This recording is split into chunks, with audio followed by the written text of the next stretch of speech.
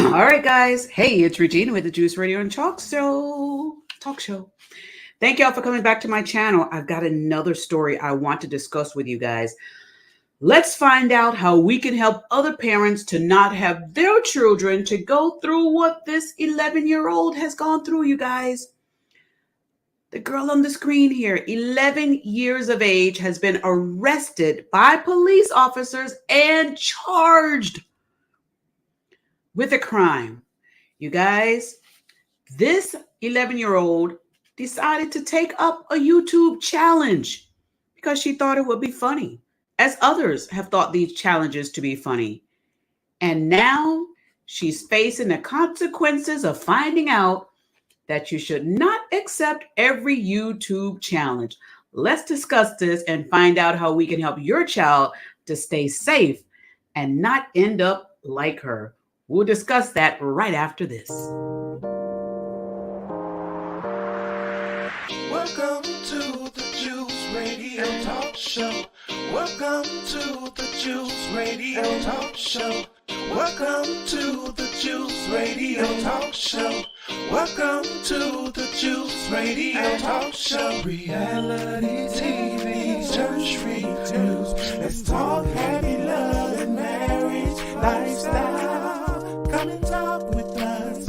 Come and share with us. Come and laugh with us. Come on and pray with us. Regina Clovis, special guest. You should be following your lead. Bless. Subscribe on YouTube. Listen on podcasts. We live on IG and Facebook. This episode is sponsored by TRIUMPH Ministries. All right, y'all, let's have this conversation where here's an 11-year-old on screen here, resides in Florida. And this incident happened July 27th, you guys, July 27th. I'm getting this off of the news sites up here, you guys. This young girl is in a lot of trouble. This is coming from ABC News, and it's reporting this 11-year-old decided to take up a YouTube challenge and call the police and pretend that she was in a car following someone who she alleges had just kidnapped her friend. She had police on a wild goose chase, all because she thought it was something funny and amusing to do. So you think, where does an 11-year-old get an elaborate scheme and idea like this? A YouTube challenge gone wrong. Let's look at this quick video, and then we're going to discuss this in its entirety. Stay calm. You can talk to your parents. We can open the window and let you talk to them. Nothing's going to happen to you. Do you understand that? Okay. I'm telling you this right now. You're going to take this as a lesson at 11 years old that if you do something stupid in the future, you're going to enjoy those cuffs. I'm not going to do this today. You know, this is going to be an opportunity for you to turn this into a learning experience. This is not something you're going to carry with you for the rest of your life, okay?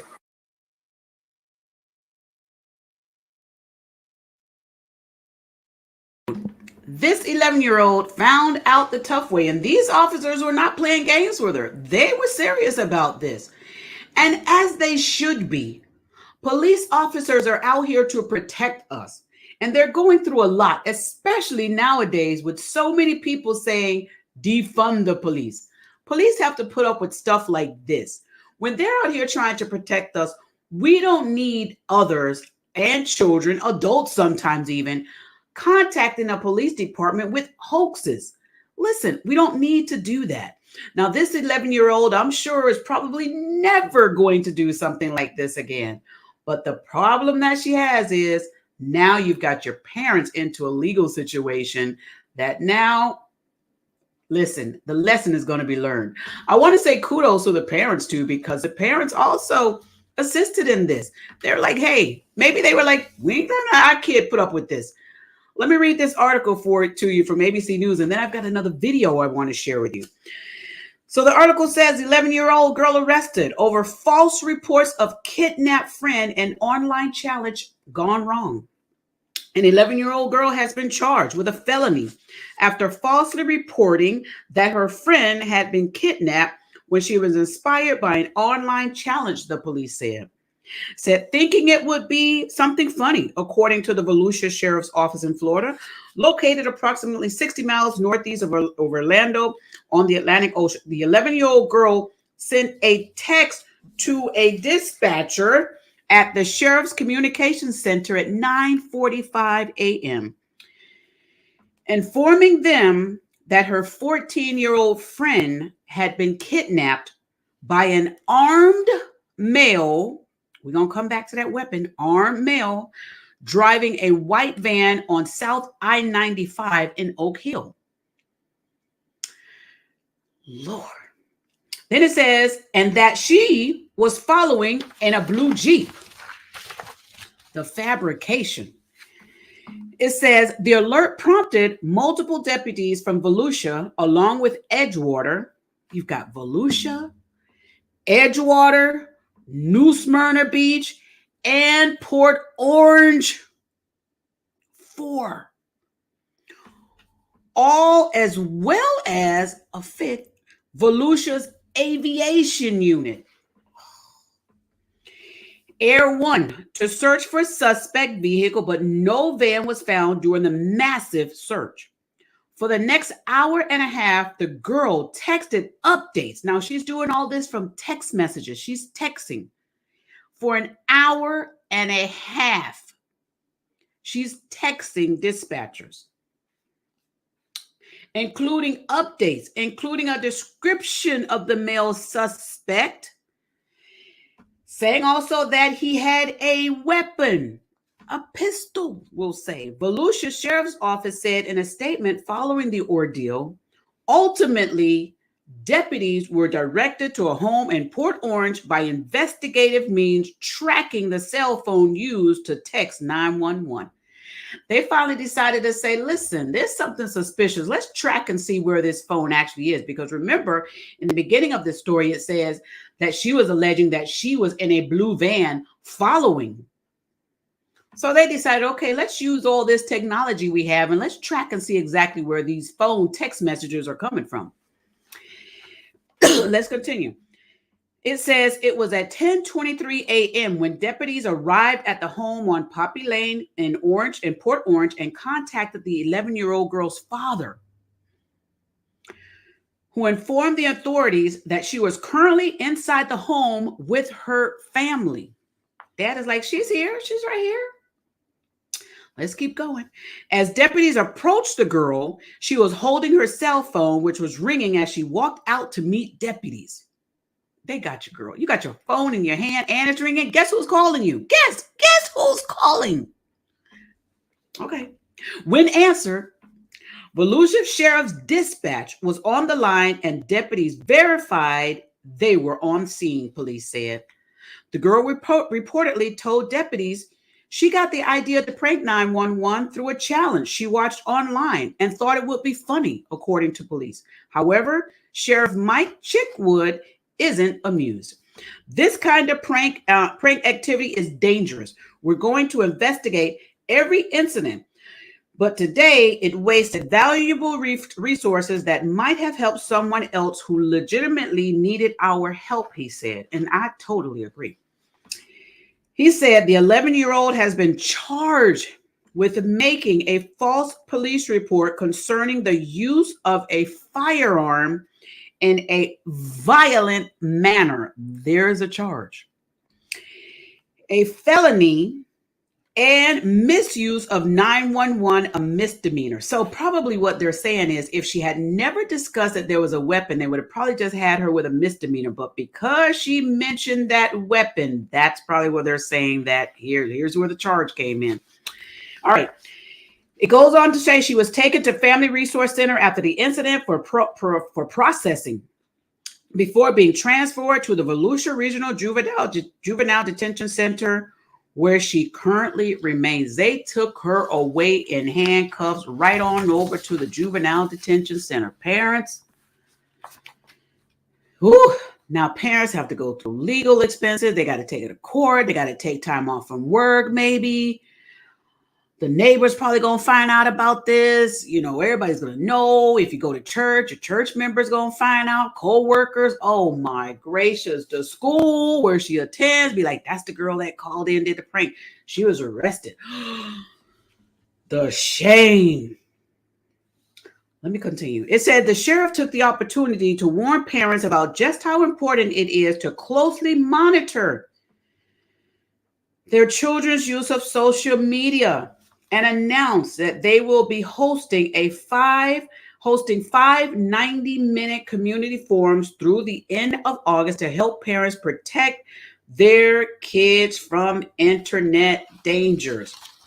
Parents, get your kids involved in this. Now, there's another video I'm going to share with you because this sheriff, Florida sheriff, he's like, we need to discuss this. We need to have this conversation. All right, so let me bring this up real quick. Let's bring this on screen and let's share this video with you here. Let's see what the sheriff had to say. This prank call was no laughing matter. An 11-year-old girl in Florida was arrested for sending fake texts to the police, claiming her friend was kidnapped by an armed man in a white van. She was inspired by a YouTube challenge and thought it would be funny to lead deputies on a wild goose chase. She's now in home detention awaiting her day in court. Volusia County Sheriff Michael Chitwood is investigating the case, and he joins us now. Sheriff, thanks for joining us. Explain to us kind of the sequence of events here. Yeah, about 9:45 a.m. on Wednesday morning, she begins texting 911, telling us that her friend, she gives us a bogus name that we didn't know at the time was kidnapped. She was following a white van on I-95. Her friend was tied up and the suspect was armed. That triggered a massive response. Helicopters up, at least 3 other police agencies joined us on scouring I-95. She kept giving us little bits of information. And then eventually she calls 911 and says, "Oh, I dialed the wrong number." That gave us a chance to triangulate the phone to her house. And so once you find this little girl, you find out that obviously this is a prank, or at least it's not a serious matter. You're no longer looking for a suspect. What's the next thing you do here? I mean, I think most people sitting at home go, "Hey, this was a really stupid thing to do." But from your perspective, it's a dangerous thing to do.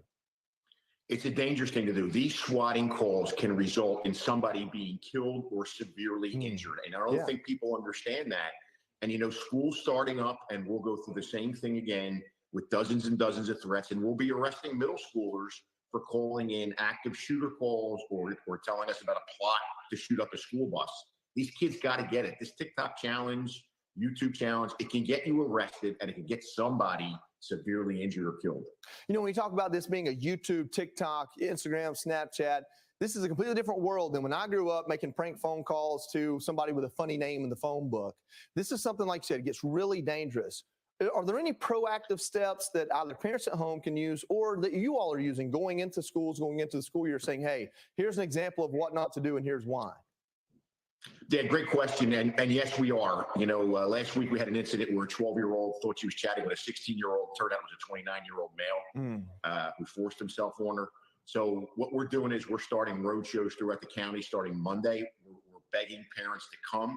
We want to inform them and show them what their children are doing on the internet, how you can protect your child, and what crimes they can be charged with when they go down this road of following these challenges. You know, I know you work at the local level. In my opinion, that's the most important level. But from your perspective and experience, should Congress or the federal level be doing anything to curtail minors' access to these platforms? Yeah, absolutely. As a father and a grandfather, we have to do it. We are so far behind the 8 ball on what social media is doing to our children and the path that it's leading them down. The federal government has to step in and put some type of roadblocks in place. Sheriff Chitwood, thank you for all you do. Thanks for keeping your community safe. Well, I'm going to wholeheartedly agree with the sheriff. It's about time that we start putting some more things in place to protect our children. I want to say this to parents. When you give your children these electronic devices, I know you love your children and you're simply trying to just make sure that your child have, these things so that they'll be able to call you or be able to just make sure that they have access to these things. Maybe you use them as learning tools. Some of them use their computers and laptops and iPads and cell phones even for some of the learning that they do in schools, but also just to stay in contact with us. I want to talk to parents right now. When you give your elementary age students, kids, these electronic devices, before you hand them these devices, maybe you need to have someone to put some blocks on some of their devices that they have, because they don't need to have access to things like this that are going to get them into all sorts of trouble. And I say track and monitor what your children are doing. And don't feel bad about monitoring the phone. Don't feel bad about putting blocks on their phone. Don't feel bad about telling them, hey, give me your phone. I want to see what you were doing. I want to, look and see what you've been looking at and stuff like that. You're paying for these devices, parents, so don't be afraid and don't feel bad to have to invade on your child's privacy. It's not their privacy anyway. That's your phone, your device. You're paying for it. So you should have access to it and know what access information is on there, what your kid is accessing on there. Talk to your kids also, parents.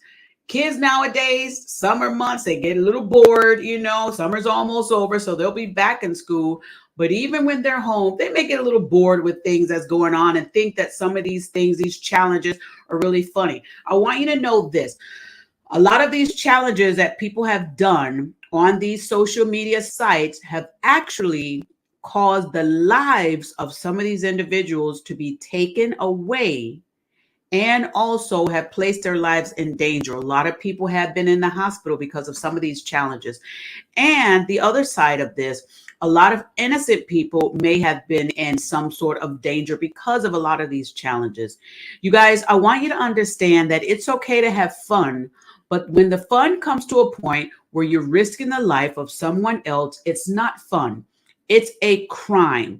And let me tell you, I am so glad that these officers, as well as other joining forces, are going to start making these kids be held accountable for the crimes that they're committing. I know some of you may say, well, they're just babies having fun. No. You go get to a basketball or a little ball game or something from this local store to be able to have fun. You don't play around when it comes to people's jobs and their livelihoods and their very lives. It's not time to play games like that.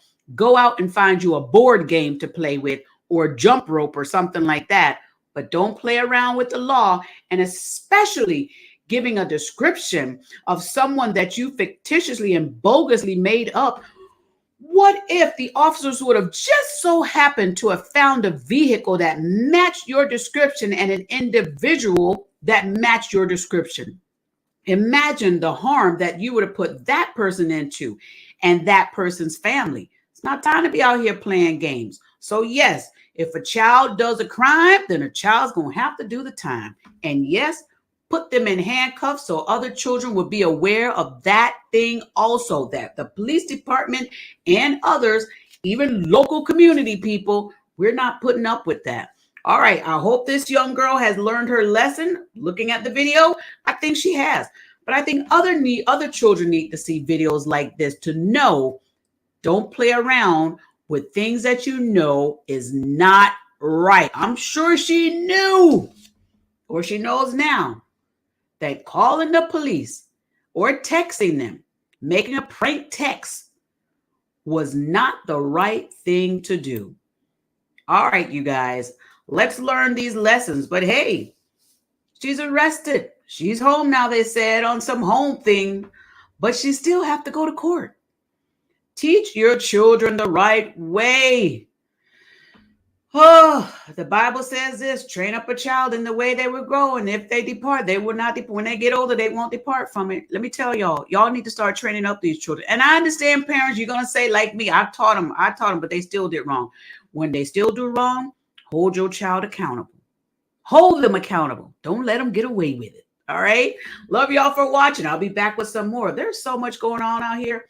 We're trying to save some people out here, you guys. We're trying to save them. All right. Thank y'all for watching. Y'all have a wonderful, blessed day, and keep your child safe. And if you keep your child safe, maybe we'll begin the process of keeping our community safe as well. Let's continue to keep one another safe. And make sure that you share this video so that others are aware that children can now be arrested and held accountable for the crimes that they do. We'll be back with another one. But for now, y'all have a blessed day and stay safe out there. Subscribe to the channel, The Juice Radio and Talk Show. We'll be back with some more. Bye.